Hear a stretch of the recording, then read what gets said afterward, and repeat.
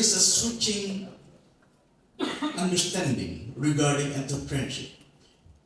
Pak Donat has already highlighted that di masa lalu kita berpikir bahwa pengusaha itu adalah pedagang.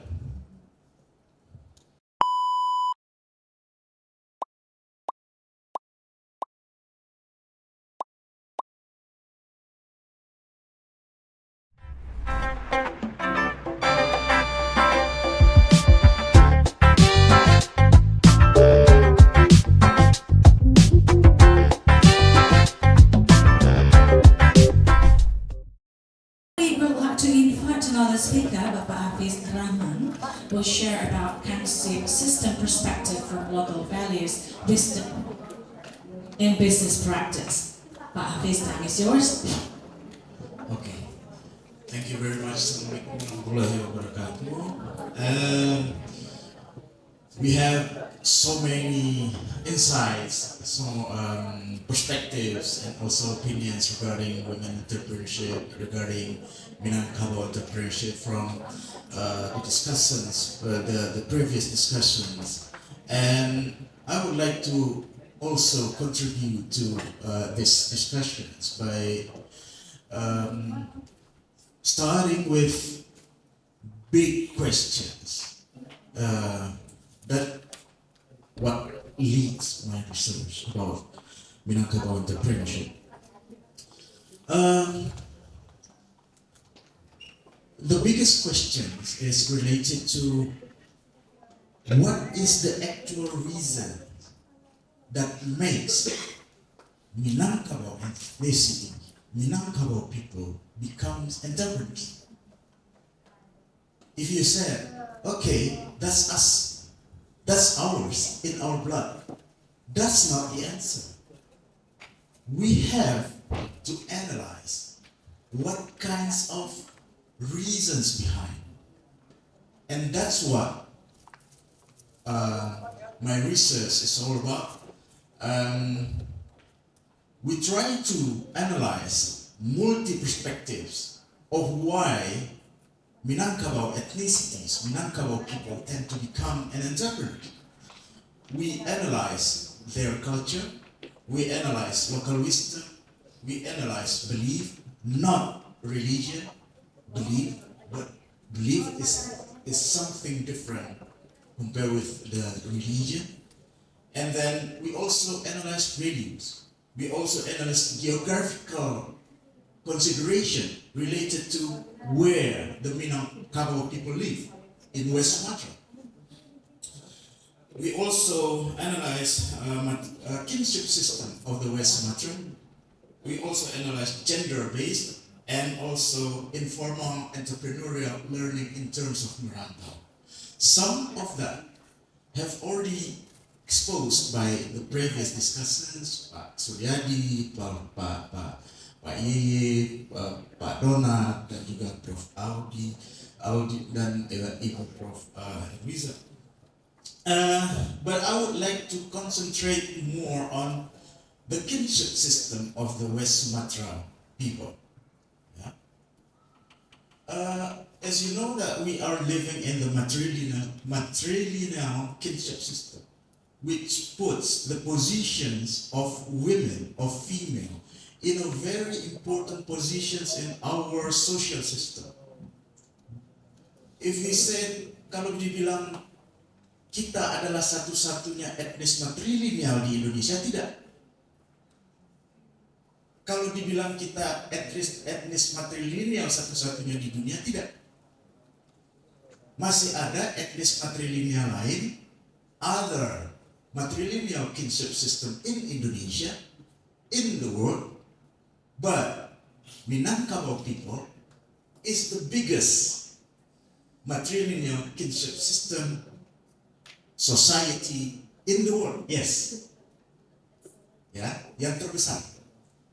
Yang terbesar dalam hal populasi, and the most important thing is that the only one matrilineal kinship society which is in the same time is also recognized, well famous as the entrepreneurial tribes. Ya, jadi matrilineal yang terbesar dan pada saat yang bersamaan dikenal sebagai matrilineal yang paling banyak berwirausaha. Ya, so then we will try to analyze that based on what is the psychological aspect after that matrilineal kinship system. Because my specialization is in entrepreneurial psychology, so we will try to look at the entrepreneurial psychological side of this matrilineal kinship system, and then what future agenda for the development of entrepreneurial in West Sumatra. I would like to ask you, if you are Minangkabau people, what is the positions of males when he married with Minangkabau female? Apa posisi lelaki Minang pada saat dia menikahi wanita Minang di rumah orang tuanya?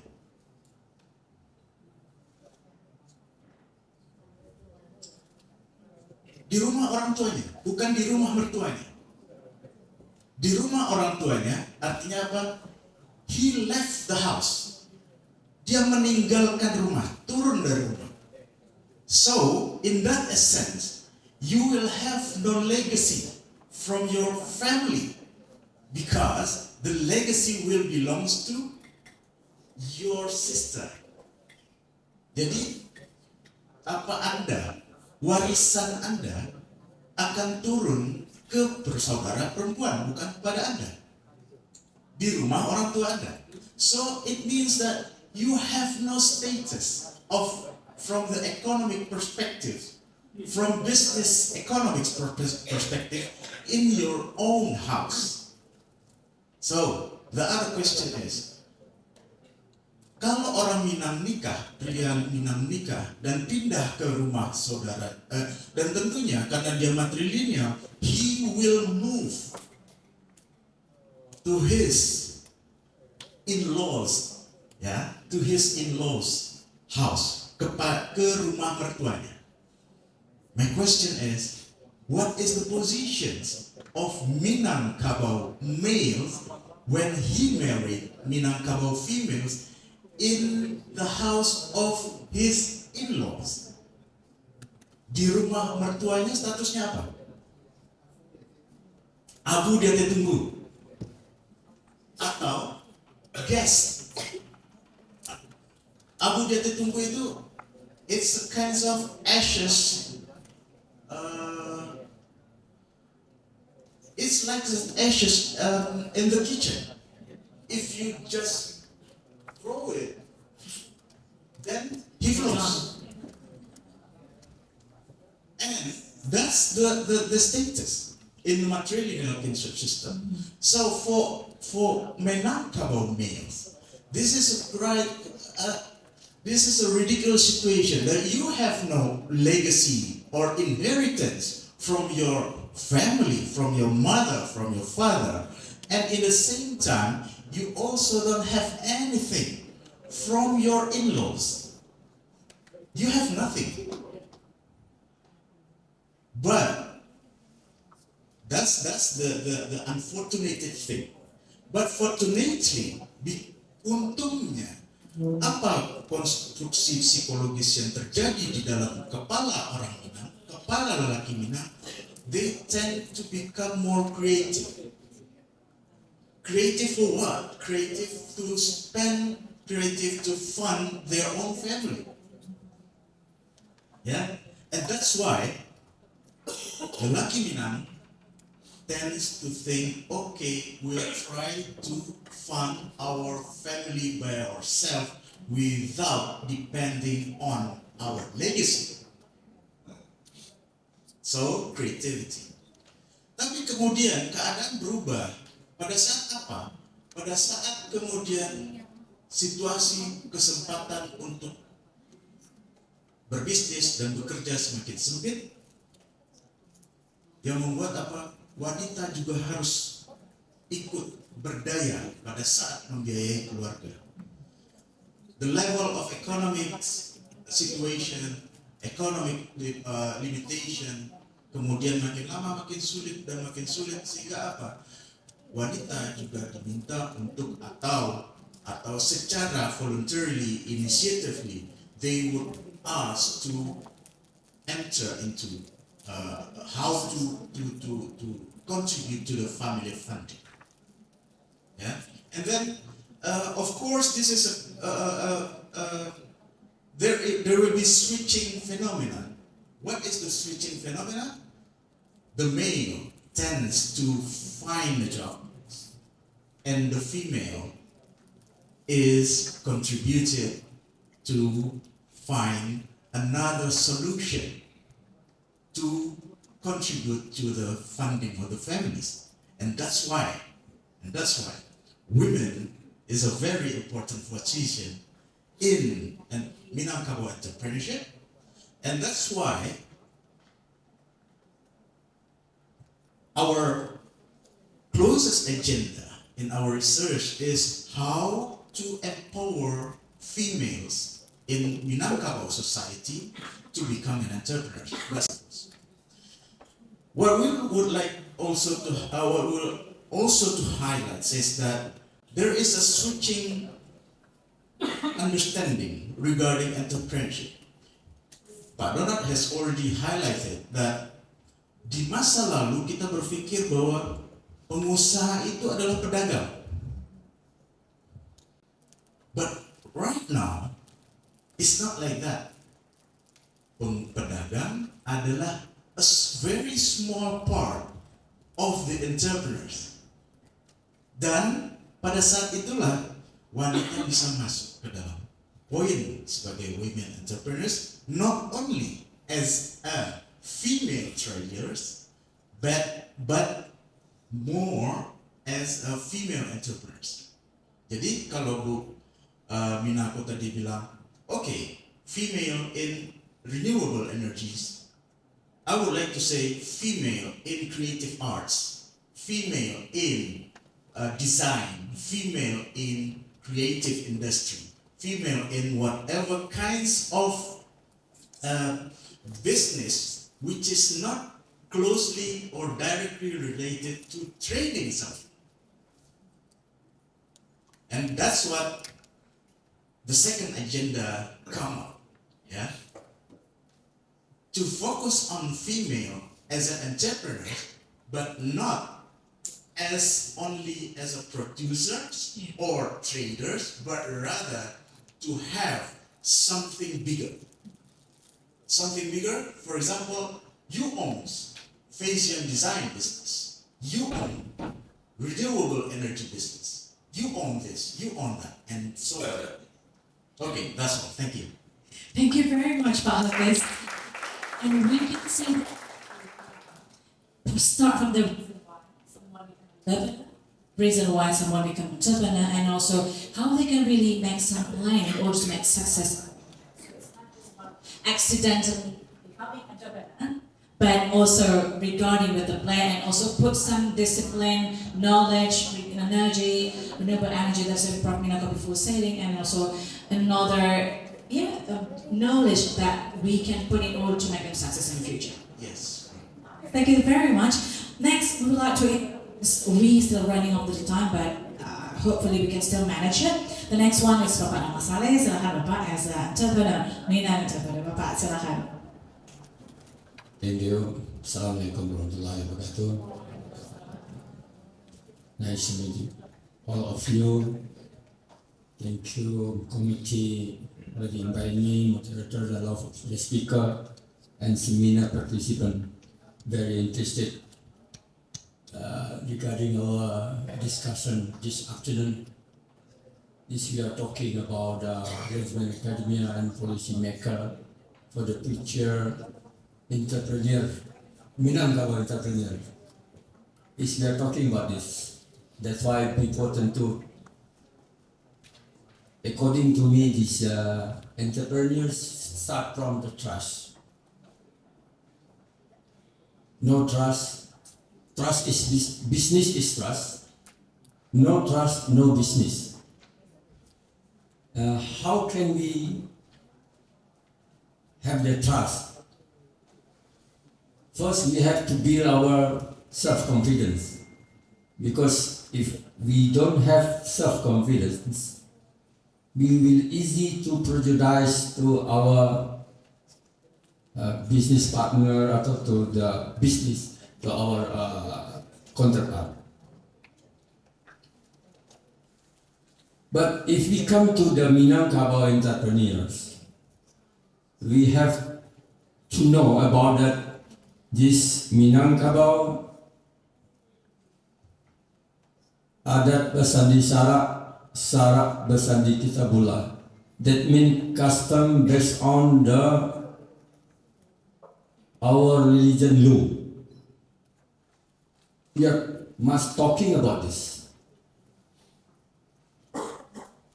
Because we are talking about the Minangkabau. Minangkabau is mostly all Muslim. Minangkabau, if we are talking Minangkabau. So we have to find out our identity as the Minangkabau.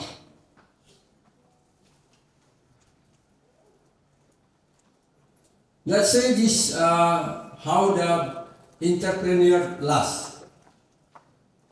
Mostly the family business, traditional.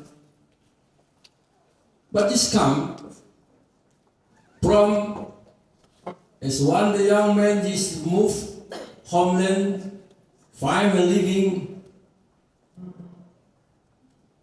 and maybe take some business.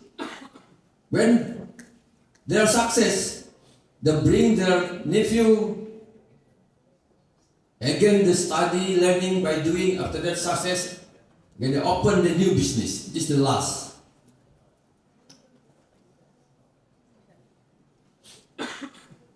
No, there is no maybe the academy or others, but they are doing by learning by doing, and success, and open new business and new business. This the first entrepreneur mostly in Minangkabau. Now we are looking existing how. Now already combined. Mostly the businessmen, they are already learning some theory, have they supported by government policy, and have networking. But in which matter, Minangkabau mostly, when we say this Minangkabau, we are mostly single item. Existing very small, this the corporate business. This we are talking from the government say the world will be treat the good program 100,000 entrepreneur. As we know, entrepreneur is divided into three. Is micro, small, medium entrepreneur, corporate.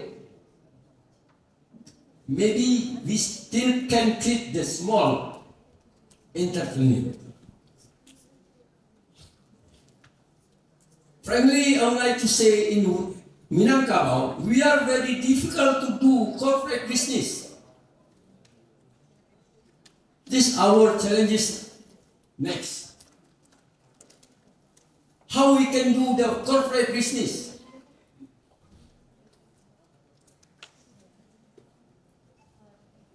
Actually, all of Minangkabau people, they has already DNA for entrepreneur.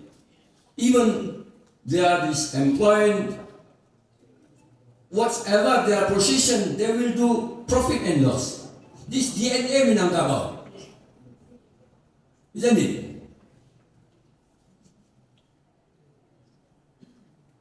So I think we have very good program sitting together, academics, practicing right now is and policy, how we can make for next, for the, how to say, roadmap. We study what the last existing and the future. Future should be now we have how to do maybe like the Unan fakultas, what is fakultas economy business, to do some training. How make them genital marketing, like say nowadays we can call this SAO, search engine optimized. So how? Very few from us maybe. Because nowadays is already worldwide networking. So business now, according to me, so easy compared with before. This we can go around the world within second or minute by our handphone. Nowadays export very easy, not like before. I start my export business in 1990, so last time very difficult. We have to send the sample, maybe 3 months, get the reply. Maybe 6 months we can do the business. But nowadays very easy. We have the goods, with video, photo, send, and traces. It's very quick and easy nowadays. So, for Minangkabau, next, how can we keep, now maybe 3-4% is our population in Minangkabau just practicing businessmen. Next, how can increase 10%, 12%, 15%?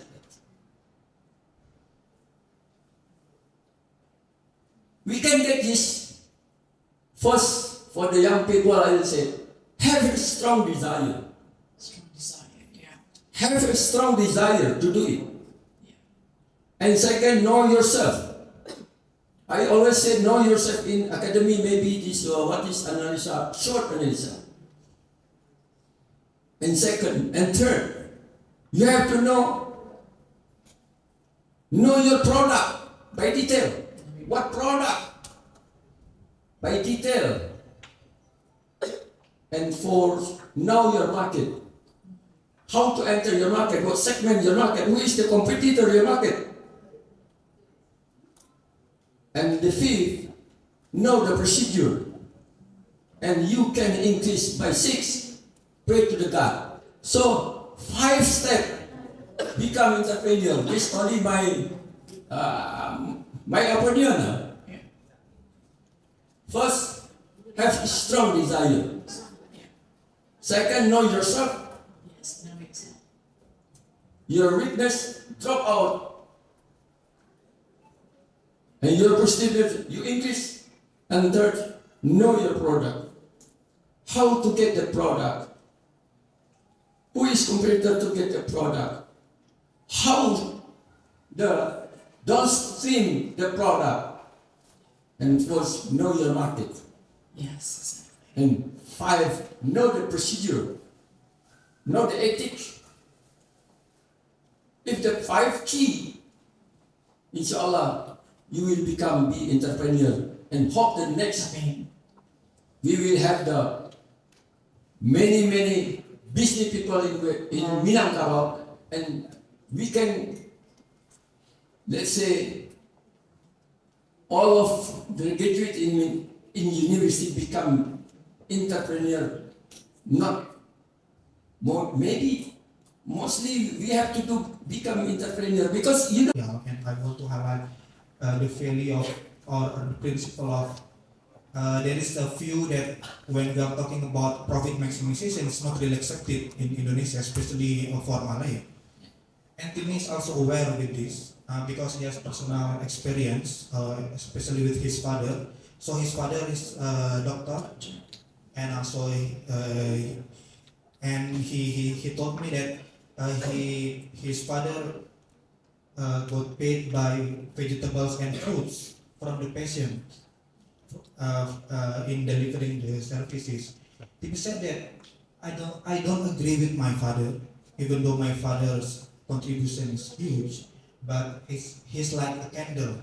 So the candle is like enlightening the surrounding, but the candle itself is being burned, getting burned. So for him, he wants to balance between profit and also social impact. And I'll return to my first my question in the beginning. Where's Minang in Indonesian landscape startup?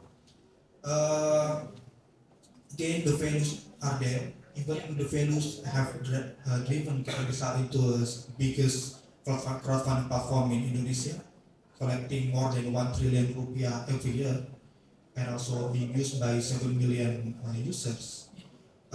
So the actors are there, the values are there, but the identity is not there. It's not really expressed. I think it's like a question when I arrive here, a popular statement. Jadi orang-orang tuh bilang kalau ke Padang tuh nggak ada rumah makan Padang katanya. Dan itu yang pengen saya buktikan ketika saya kesini. Tapi ternyata ada rumah makan Padang, cuma namanya bukan rumah Padang. Rumah makan Padang. I think we also can have this analogy with digital startup scene because the lack of differentiation among startups. So they kalau di Jawa kan kalau rumah makan kan pasti ada macam-macam ya, ada warteg, ada rumah makan Lamongan. Hanya rumah makan Padang tuh untuk diferensiasi perlu menunjukkan identitasnya juga gitu. Cuma kalau di startup itu secara umum sangat susah untuk menunjukkan diferensiasi. Tim sendiri, tim himself, he was inspired by practice of Badon check in Padang. But actually, he can also find a distinction or differentiation between this practice with other gotong royong practices like udunan, for instance, in Sunda or gotong royong. So he only highlights the gotong royong value, not Badon. So I think it is important to find uniqueness or distinction of Minang entrepreneurship. And well, I will leave these questions unanswered. I think it is the responsibility of Minangese, Putri, and also all future entrepreneurs of Minang to make Minang identities more visible in Indonesia. In this all, thank you. Thank you very much, Dr. Birawat. Diberikan perkenalan. Yeah, I know TV, we went to the same school in Merupakan actually, so I know his father is a doctor. But the thing is actually the value of Minang characteristic is actually in there. So, and connected with what Prof. Minako said before, in Sumatera Barat there's desa wisata, like di Sarugo, ya Pak ya, di 50 kota. So that actually has been as a winner for a village in Indonesia. So Ministry of Creative and Economy run kind of the competition, and Tini went there with Pak Menparekraf at that time. So I think, yeah, that's make sure that the identity of Minangkabau, but actually the honor is Minang people there, but probably they're not really cite specifically Minang in there, but the contribution is in there probably. So we can just discuss more also, Dr. Birawa. Thank you very much. And